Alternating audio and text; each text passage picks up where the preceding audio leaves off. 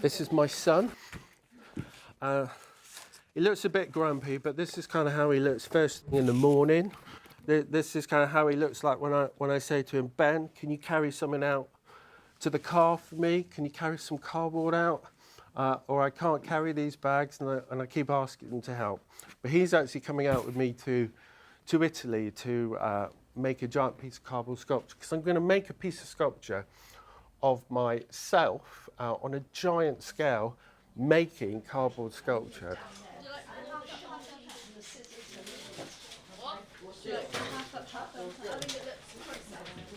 I decided to become an artist very late in life. I think, although I did have an interest in art as a child, I enjoyed kind of drawing and making things. I didn't actually set out to become what you might call a mainstream artist. There were many other things that I was more interested in. He was a very serious child. He could concentrate, he could focus well on things, and he still is. He could sit and he could play Lego or and be really content with that. You know, he could sit and focus on a lot of things.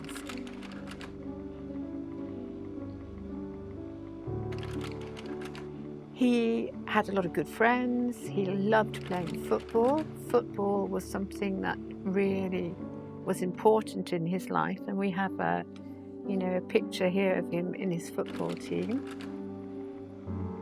I enjoyed kind of walking and travelling, moving around in the environment. I did my work experience at school with the fire service, and I think I would really like to have done quite a physical job. I think James probably enjoyed art, but there was a lot of him that wanted to be a fireman or to be outdoors, you know. I think that was his love.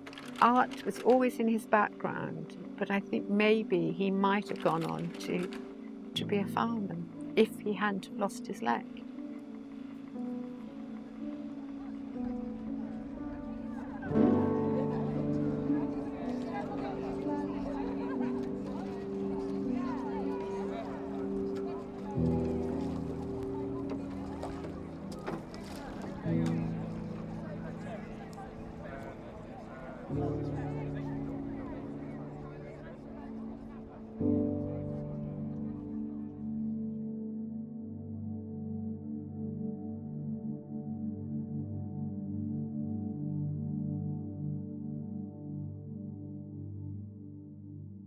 I think for him, when he was first recovering from being ill, he had a lot of time indoors, so he wasn't able to go out and about as much because he just lost his leg. And I think working with cardboard was kind of a way of getting him through that period. It was a good distraction to begin with, and I think he probably had a sense that he could still achieve something even though he wasn't able to go to college at that point. But he was still able to kind of teach himself at home. I used to invite him to come to my after-school club with children aged 5 to 11 to do art with them. The children there said, "Oh, we'd really like to work in cardboard. We'd really like to build big things."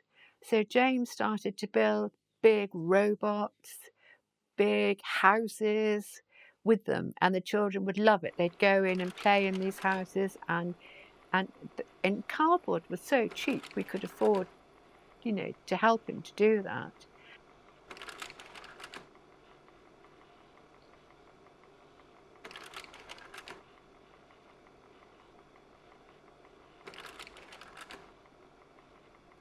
You can get it anywhere. You don't have to go out of your way to get cardboard like you would do for, say, clay. If you made something out of clay, you have to go out your way to get the clay. Other materials, you need certain facilities, whereas the cardboard, don't really need that. You sort of need a bit of floor space and some plugs. I think I've got a photo. He used this photo to start looking at how to make a sculpture of himself. and you can see that he had organised a way of doing it. And then I think, he managed to, I can't find it, but he managed to start making sculptures. So he used himself to begin with, and then he got bigger and bigger. I haven't made a sculpture of Ben before, and he's actually in the process of moving away to university, and this, it's a sculpture of him as he is now, at a crossroads between being young and kind of being old, and I wanted to try and capture him at this point in time. Before I had the opportunity to work outside in my garage, that wasn't a working space. So for a short while, you've had to cope with, and the children have had to cope with at times, me working in here and indoors, and we're trying to watch telly while he's making a sculpture, and we're leaning around to the TV. Well, that kind of happens on a Friday night, doesn't it? On a Friday night. All we can hear is, and there was a trail of cardboard all around the house. Always bits of cardboard everywhere. Yes, and cardboard and masking tape. Yeah, you kind of find it on the carpet, in shoes, in the clothes, in the washing machine. You put some hot melt glue on his mum's carpet, so she has a patch of hot glue stuck to the carpet. When we lived in our old place, our flat, you did the same. You left hot glue on the carpet. Yeah. You burnt holes in the carpet with a glue gun. Yeah.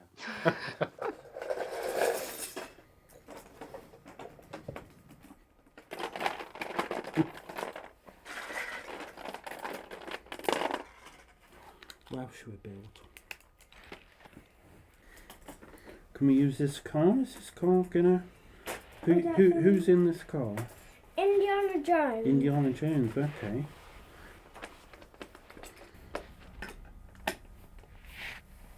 That could be Japan. Ah, okay. Who does this plane belong to? I mean, The Explorer. it could be the Explorer's plane. Okay. So where could the Explorer's plane go?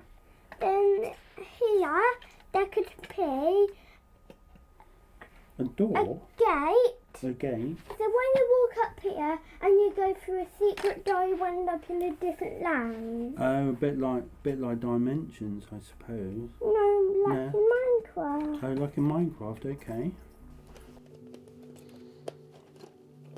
What I love about cardboard is cardboard has, as its base material, has no inherent value. It's a recycled material that I'm recycling again. So all the value attached to working with cardboard is associated with how much time and care that the individual chooses to spend working with it.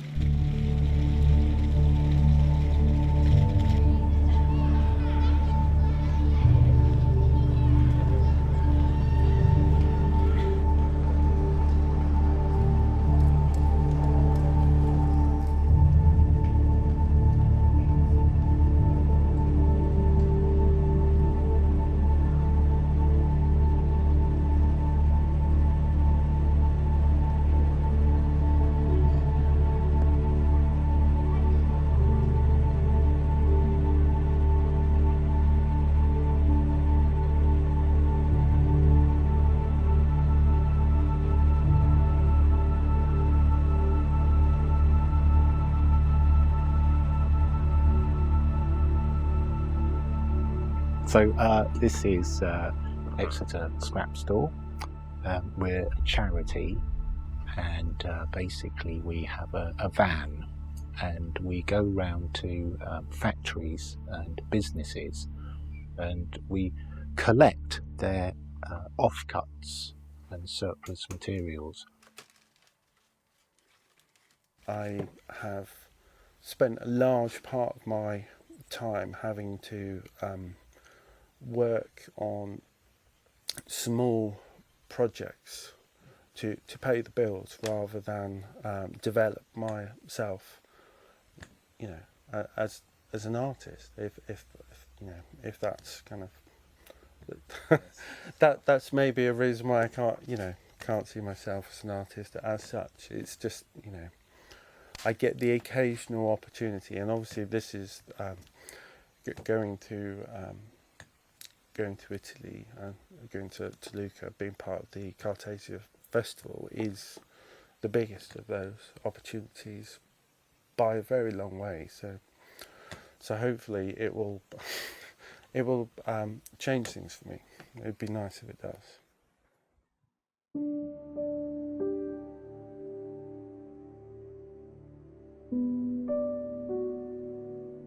The sculpture I aim to make at Cartasia will be the largest self-contained figurative piece I've ever made. So I am quite nervous about whether I kind of make it happen. The sculpture I plan to make is as honest and as a complete representation of me working in the moment, being who I am, and understanding all the trials and challenges I've had to go through to get to this point, and combining that all in one kind of image that contains the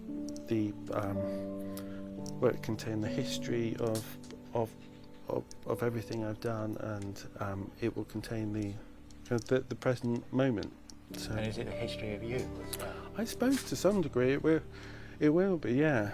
James Lake è arrivato all'attenzione dei membri della giuria della Biennale in un momento particolare in cui erano già stati selezionati gli altri membri partecipanti al concorso, ma ha subito colpito tutti perché l'altissima capacità nel dettaglio della lavorazione del cartone è piuttosto peculiare per un artista. Non sono molti gli artisti al mondo che lavorano nel cartone. James Lake tratta la materia prima con un'estetica molto plastica e molto simile a quella di una qualsiasi altra materia prima.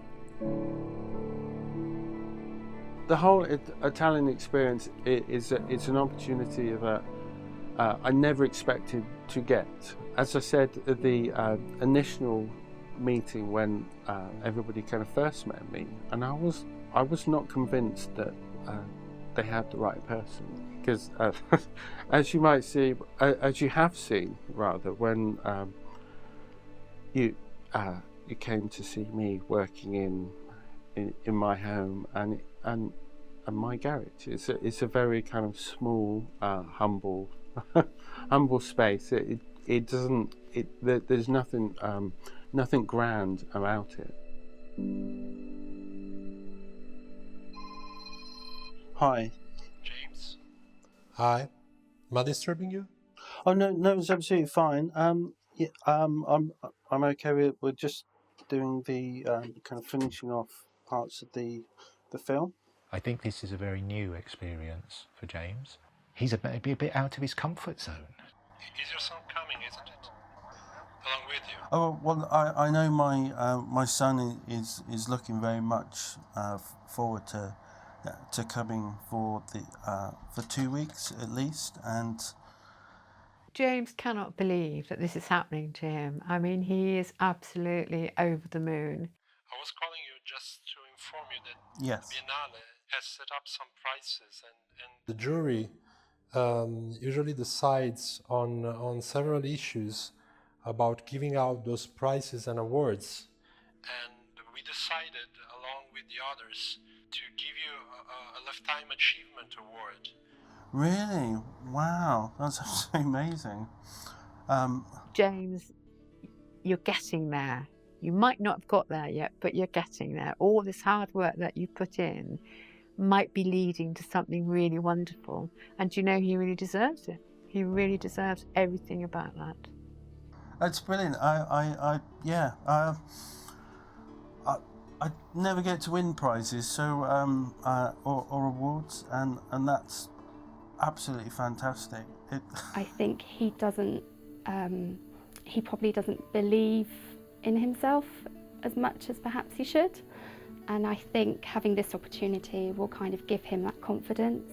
So sometimes I find myself getting quite tired kind of with the work that I do here in schools, and I work very, very hard, and without kind of any recognition, and so to achieve this is just something very spectacular. So thank you again. He has tried so hard in the past to break through, to show people what he's doing, to try and get some recognition for his work. I can't believe it. It's I'm going to receive an award. Oh, really? Well, yeah, for my cardboard sculpture. I think his worst defect is he never believes that he's good enough. He's a very shy, very unassuming man, really, so he never ever thinks people will think that he's good or has potential. He always goes the other way and thinks that they probably don't think he's very good. I think we're all as a family still quite surprised that I am going, aren't we? Yeah, you still can't believe I think it, James really. is a little bit scared. Yeah. A bit scared. He is. Why? I think probably because you've never been away from home for such a long No. time. Not It's- on your own as well. So No. the worry is you want to make sure that you fulfil the Yeah. expectations, I guess. You Yeah. always worry, don't you? Yeah. I am quite nervous. I thought if I don't take this opportunity now, I may not be physically strong enough to do it again in the future. What, 'cause you're getting- Yeah, I may be feeling. I may be too tired. Not as able. In not a as few, fit. no, in a few years' time. Maybe. No, you'll be fine.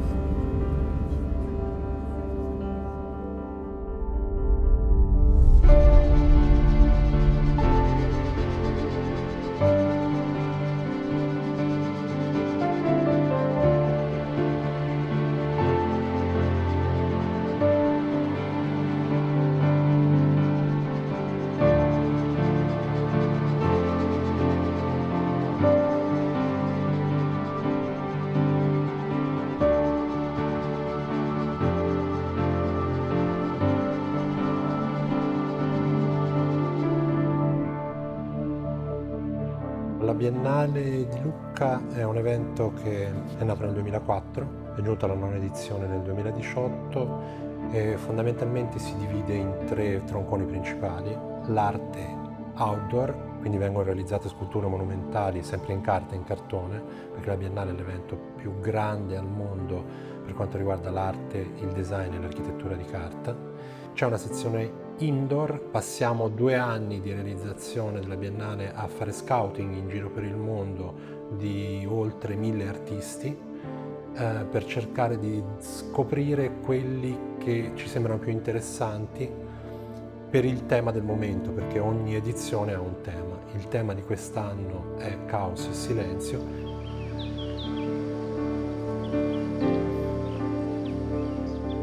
Prima di tutto la gente non è abituata a vedere del cartone all'esterno, non è abituata a vedere sculture in cartone, perché il cartone è considerato come un materiale di poco prezzo che si butta. Credo che una scultura monumentale in cartone attiri l'attenzione perché suscita un immediato stupore, perché sono oggetti di arte contemporanea impossibile.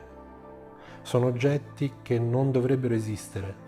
E quindi il cervello e le sinapsi hanno un attimo di incredulità.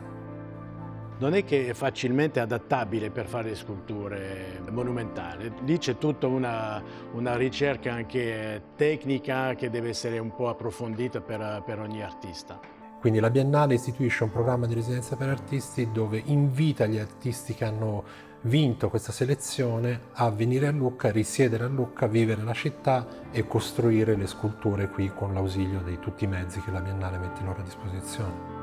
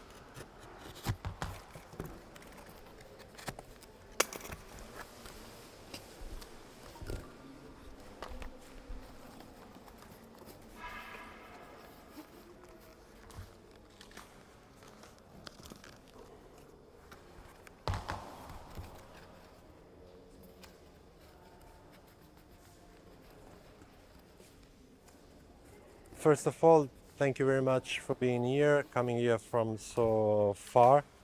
Of course, you're here for the projects. We have 1 month. Usually the last week is the week when the sculpture goes out and goes in the square. Sometimes the project changes.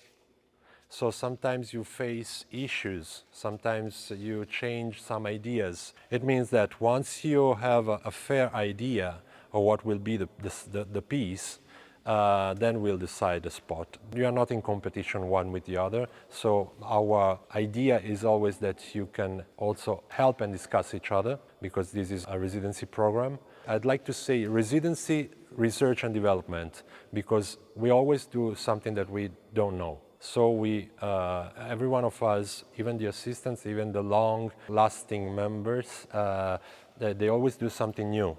So do not hesitate if you're in trouble to ask them, because they have previous knowledge, but that doesn't mean that they know everything. Probably there's something they don't know because they face some problems for the first time with you.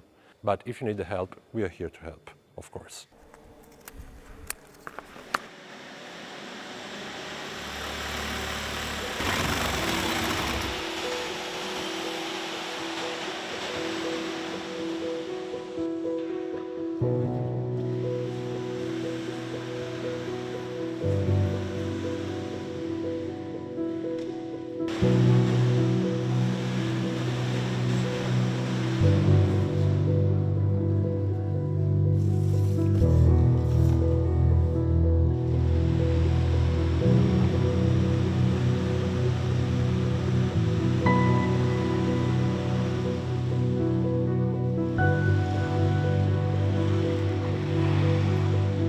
Uno degli aspetti più belli della Biennale è quello di poter avere nello stesso luogo fisico artisti che provengono da tutto il mondo, che magari neanche parlano la stessa lingua, ma che si trovano a confrontarsi con le stesse problematiche.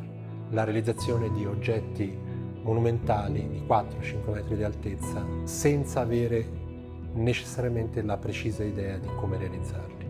Alcuni non hanno mai fatto sculture monumentali in qualsiasi materiale. Dunque devono già confrontarsi con la dimensione, passare da un bozzetto, da un'idea piccola a un elemento che supera la nostra dimensione. Un pezzo di cartone, se è grande così, è duro. Un pezzo di cartone quando è 2-3 metri di altezza diventa un foglio di carta, diventa molto molto debole. Ovviamente è una sfida tecnica che non è semplice.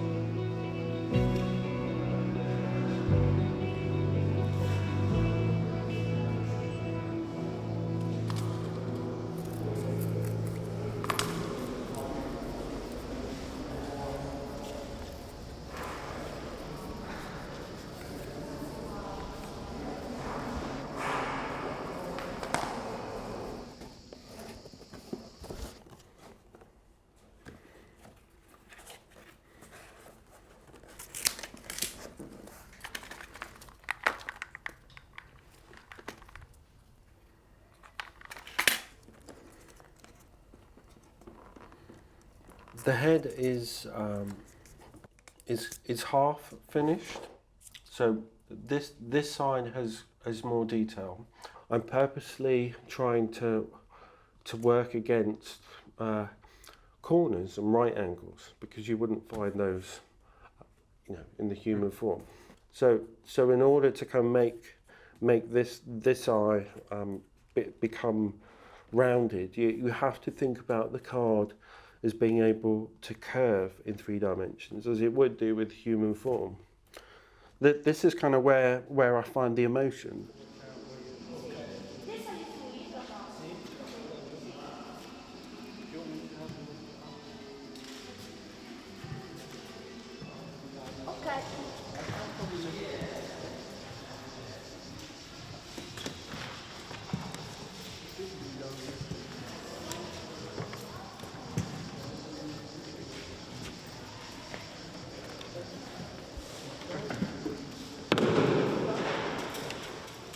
But I will. I'll take your advice. Raggi il legno?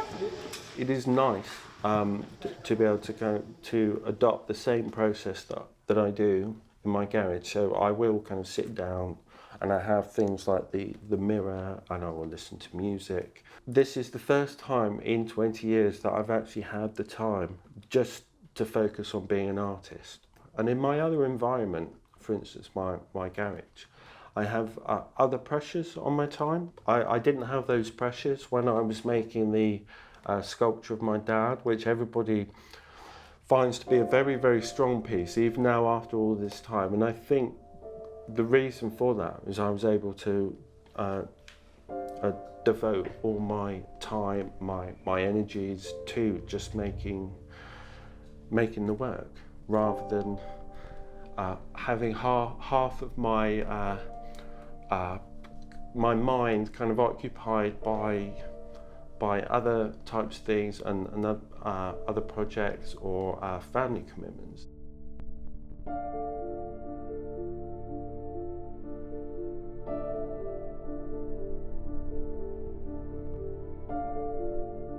My father was very good to let me take lots of photographs of him, allow me to check on proportions and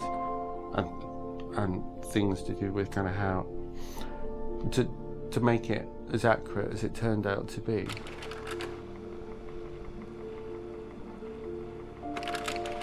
I couldn't believe it when he made that one, because that was his first really significant sculpture, really, because it caught his father completely. His father had lost his job, I think, and he was just sitting in the chair looking really sad and not knowing what to do with his life. It's a snapshot in time. It looks out at people with the same intensity that they might look at the work.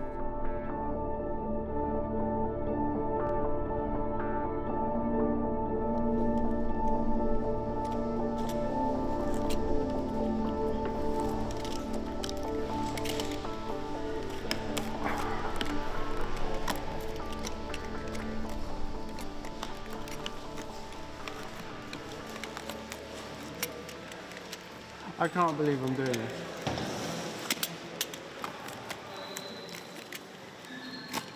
Quite disturbing, actually.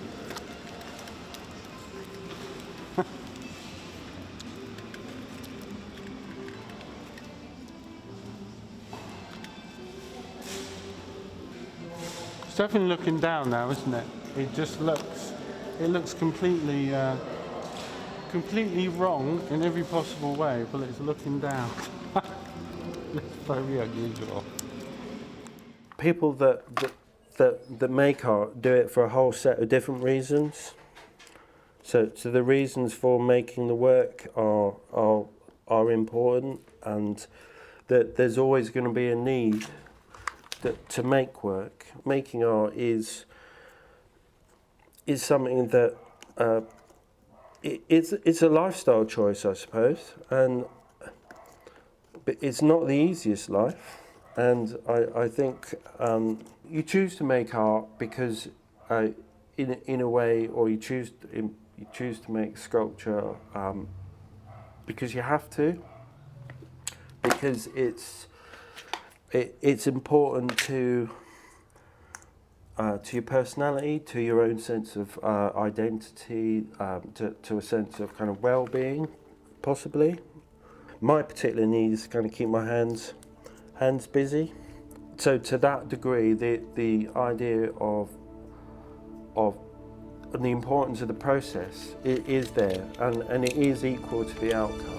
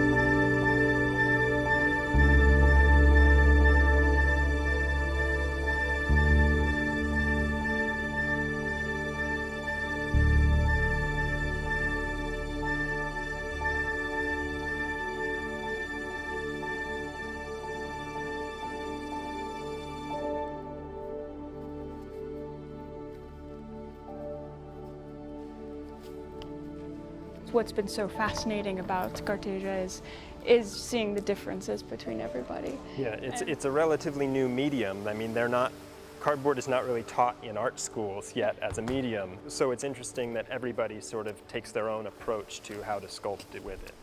Now people appreciate that you can have creations which can last you 3 years or 5 years or 10 years, and then after that you have to discard it. That is the life of the beauty, and which I think mimics life, our life, very beautifully, because we live for 70, 80 years, then we die, right? So you appreciate that person because he's there and you have him for that short period of time in your life. Me gusta que sea frágil. Me gusta poder crear personajes que den la sensación de estar vivos, y creo que en la fragilidad del cartón se puede encontrar un poco la fragilidad de la vida, ¿no?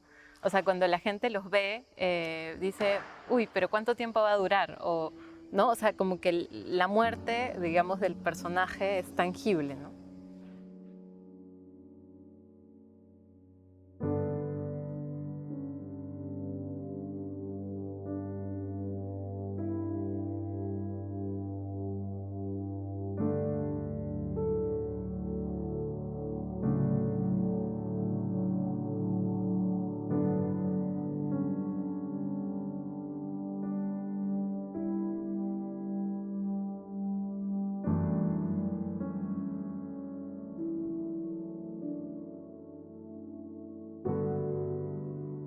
Gli artisti sottovalutano costantemente la tempistica.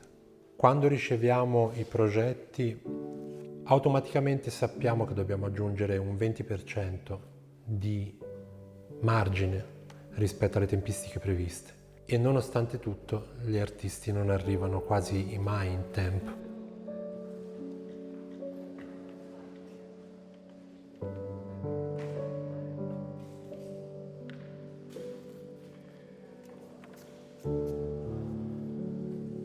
I need to feel the pressure in order to keep the motivation and keep the working speed up. So I've been spending some extraordinary hours kind of working on this when I've been here, but also away from here. Like for instance, this morning I woke at 3:30 in the morning, so I'm having about 4 hours sleep. Is there a spare knife on that side? Or?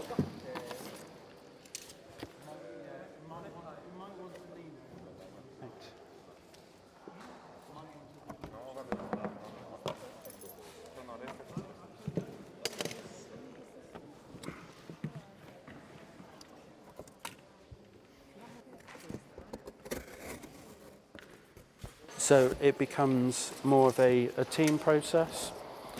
So although I might be making the individual features, the accomplishment of the whole figure, the whole torso, would not be possible for me without the support and the skills of the people around me. Which, you know, it does feel like teamwork, and that's kind of how I'd like to see the sculpture at the end. It is a team effort.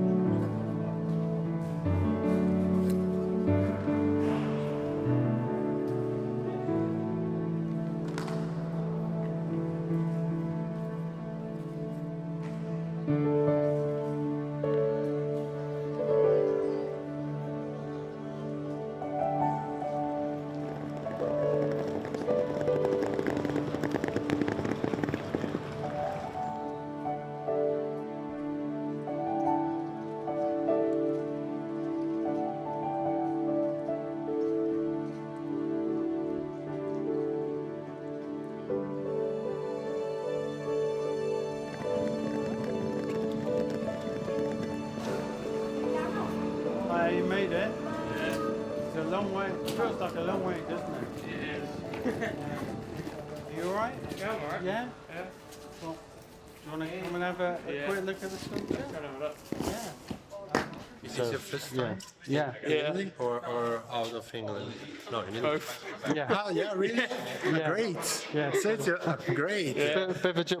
First time in Italy for both of us, really. Yeah. So I'm responsible for that. Yes. Yeah, I'm happy. Yeah. Yeah. It's good. So I'm kind of really pleased someone's going to come and help me out. Yeah. And he's pretty good at sculpture too. Oh, really? Yeah. Yeah. You want to I've see been a doing sculpture? commentary, You yeah, wanna so- do- So I suppose you know, but this is from Slovakia. This girl there is from Peru. This is from Switzerland. This is from Japan. They are starting today, but they're from United States.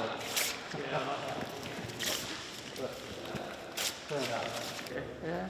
and You like it? Yeah, I probably do got- actually. I like it a lot. Yeah, I think you've got. It's big, isn't it? There's still quite a lot of work to do, but I mean it's kind of on the way.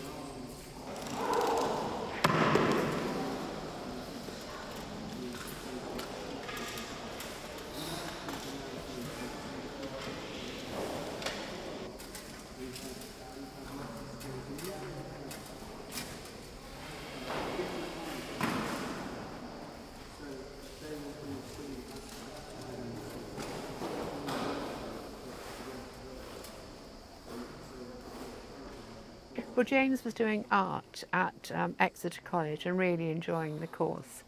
And he had said to me, "Oh, Mum, I think I know what I'm doing now." And he had just said that to me. He said, "I know where I'm going." And I was so pleased for him.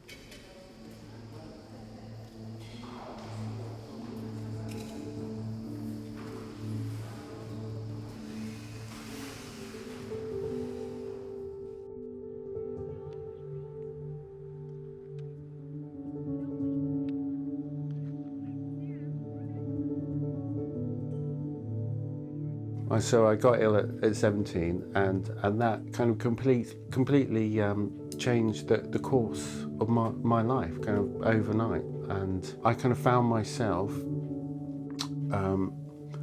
needing to kind of rethink how I might live and what my values would be after all the things that happened. We were told that he had a tumour, and we were all devastated. You know, it was like out of the blue. They said that that was okay. They could build him a titanium piece of leg and knee to replace what they would take away. But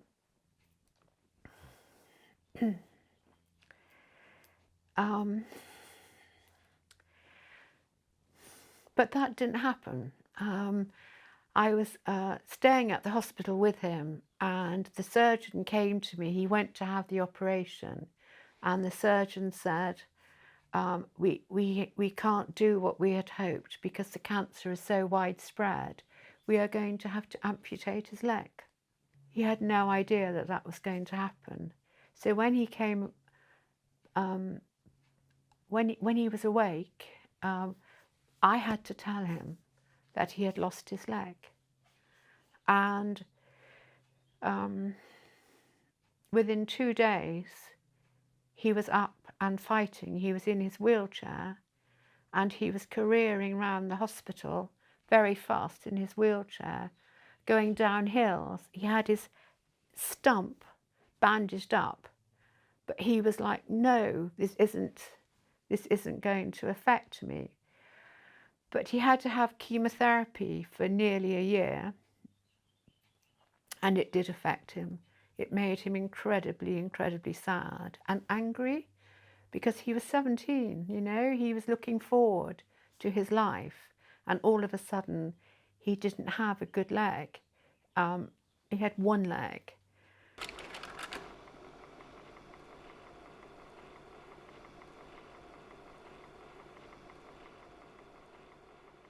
I found myself at the end of that kind of journey from illness to recovery to wellness again, thinking, what do I do now?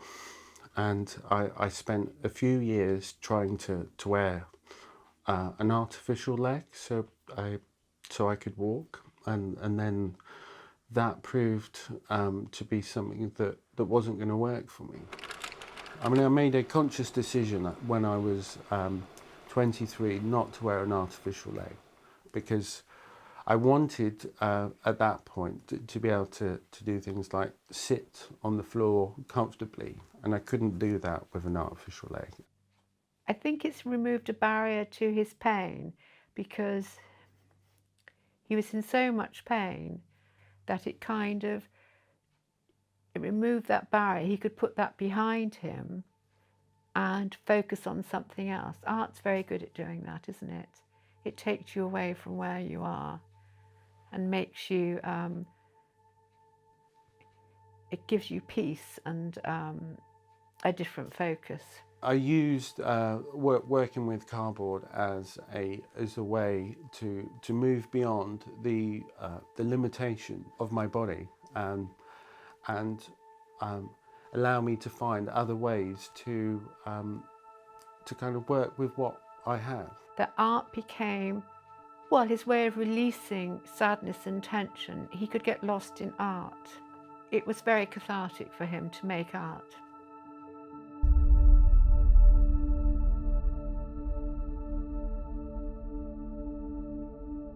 When you have to go through the process of making sure that you're prepared for possible death, which I was at one point, and making sure that you made peace with that and also expressed any things you wanted to say to friends or kind of family members. It ages you kind of quite significantly.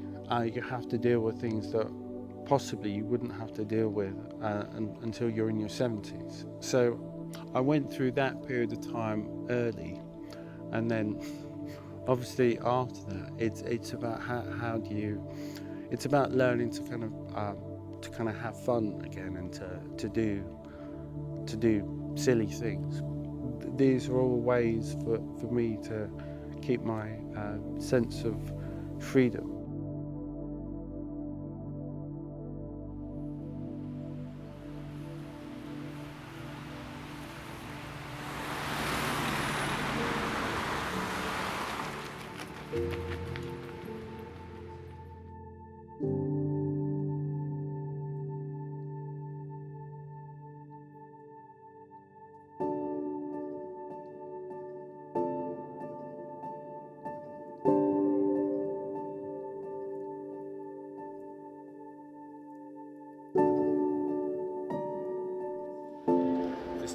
One final phase, which is probably the most complex kind of in terms of making the work, kind of dangerous phase for the sculpture to go through. And yeah, well, once it's there, I will be fine. now you get to a point where something could happen to the sculpture in transport, or it may break when we try to move it. You kind of realise just how much, not just physical time, but emotional time that you've invested in the work, even though you didn't realise.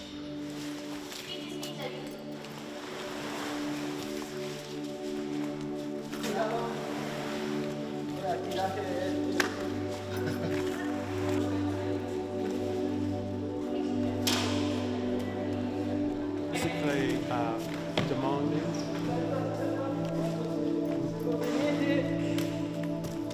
Uno ci vorrebbe uno che tenga la testa. Aspettate. Bisogna alzare un attimino. Modo. Riuscite a venire verso di me? Ok? Qua. Stiamo. Qua. I can't watch, it's so scary. Mary Tripper. Sulla schiena.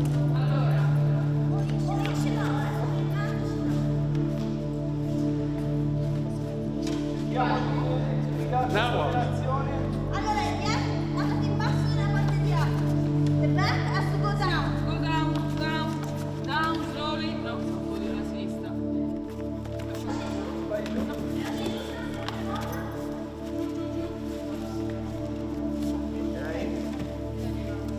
Oh, we got it down.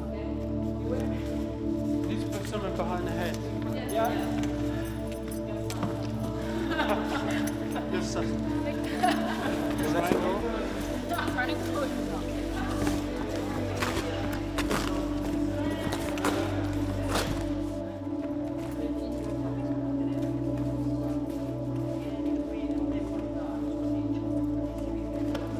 So I get... Attendoli che non scivoli in avanti, dai.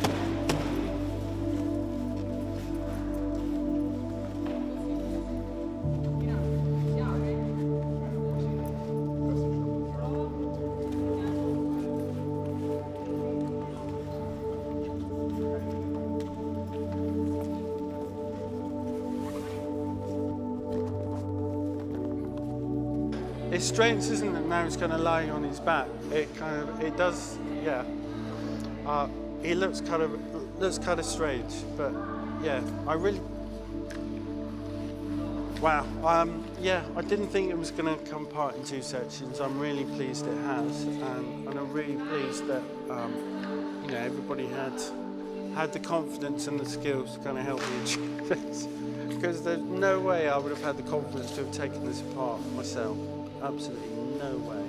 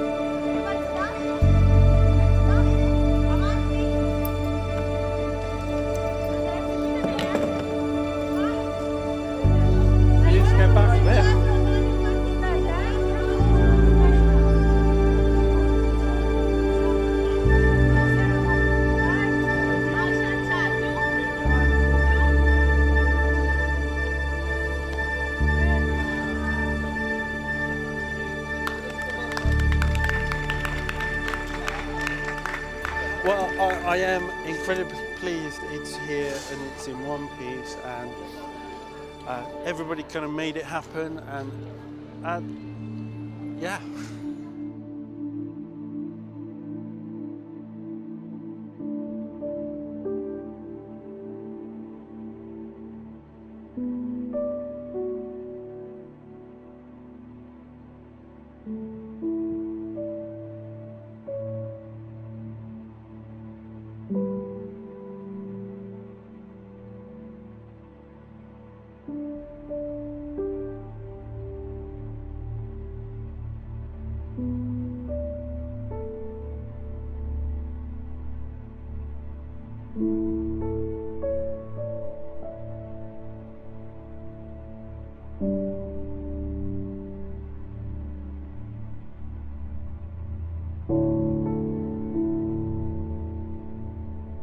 So it's with a great pleasure that I'm calling Mr. James Lake to receive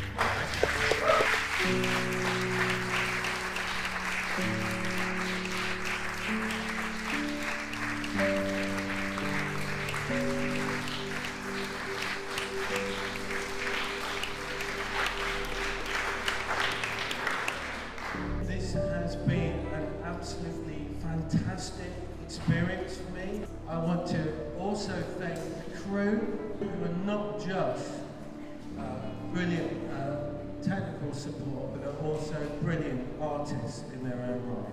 And lastly, I would like to thank my son, Ben, who is in the room. He worked 12 hours a day with me every day right to the finish. So I would like to thank him very much.